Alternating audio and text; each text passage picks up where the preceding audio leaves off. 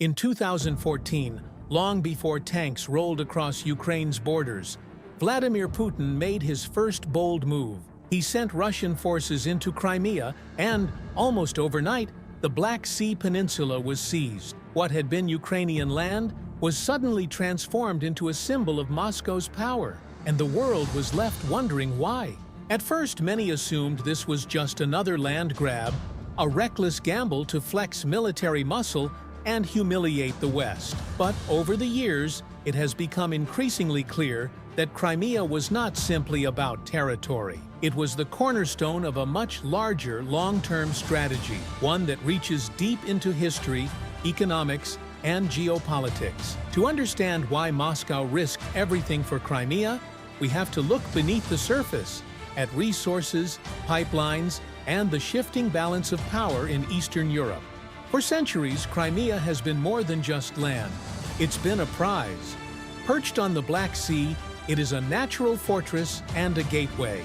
Whoever controls Crimea controls not only the sea lanes, but also the energy routes that crisscross the region. Russia has always understood this, which is why even during the Soviet Union, Crimea was heavily militarized and filled with naval bases. When the USSR collapsed in 1991, Crimea remained part of newly independent Ukraine, but Moscow never stopped seeing it as essential. The real key lies not just in geography, but in infrastructure. Hidden beneath this move is the shadow of water, gas, and oil. Crimea is almost entirely dependent on outside water supplies. Before 2014, 85% of its fresh water came through a single canal from Ukraine. When Russia seized Crimea, Kyiv shut off that lifeline, leaving the peninsula parched.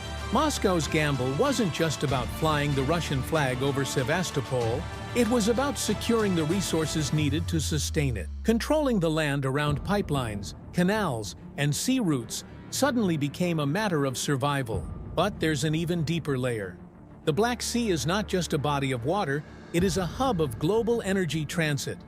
Oil and gas pipelines snake beneath its waves, linking Russia to European markets. Whoever commands Crimea gains leverage over these flows. By seizing the peninsula, Russia didn't just annex territory, it planted itself in the center of Europe's energy map. This move gave the Kremlin a powerful tool, the ability to threaten, pressure, or bargain with the West using the flow of fuel itself. And there's also the military dimension. Crimea is home to Sevastopol, Russia's only warm water port, capable of hosting a major fleet year-round. Without it, Moscow's navy would be crippled. With it, Russia can project power across the Black Sea, into the Mediterranean, and even into the Middle East. In this sense, Crimea isn't just a piece of land, it's a launchpad for Russian influence far beyond Ukraine. But control comes at a cost. After the annexation, sanctions from the United States and Europe hit hard. Billions of dollars were drained from the Russian economy. Investment fled. The Kremlin had to pour enormous resources into building a massive bridge across the Kerch Strait, new water infrastructure, and subsidies just to keep Crimea afloat. And yet, despite the strain, Moscow doubled down. Why? Because giving up Crimea is unthinkable. It has become not only a military base and an economic asset, but also a powerful symbol of national pride. Still, symbols don't quench thirst. Today, Crimea faces an escalating water crisis. Reservoirs are drying up, agriculture has collapsed, and even daily life is strained. Russia has tried everything from drilling wells to rerouting supplies.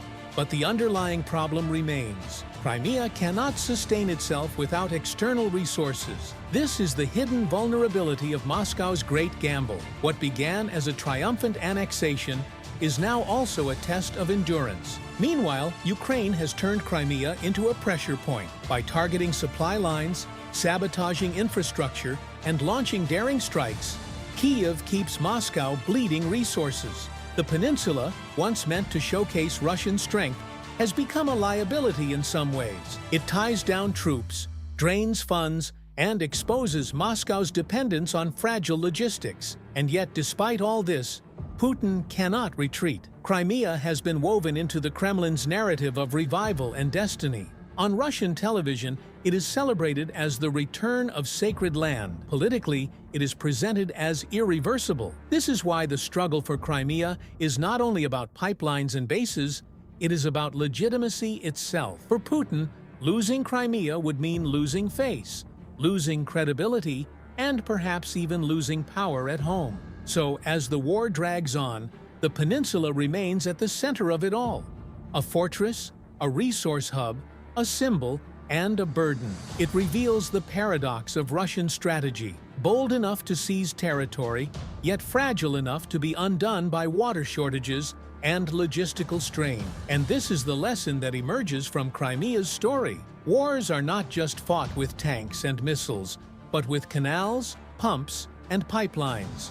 Control of land means nothing without control of the lifelines that sustain it. And as winter approaches, as sanctions deepen, and as Ukraine strikes closer and closer, the question remains: has Russia truly secured its crown jewel? Or has it set itself on a path toward the greatest strategic trap of the 21st century?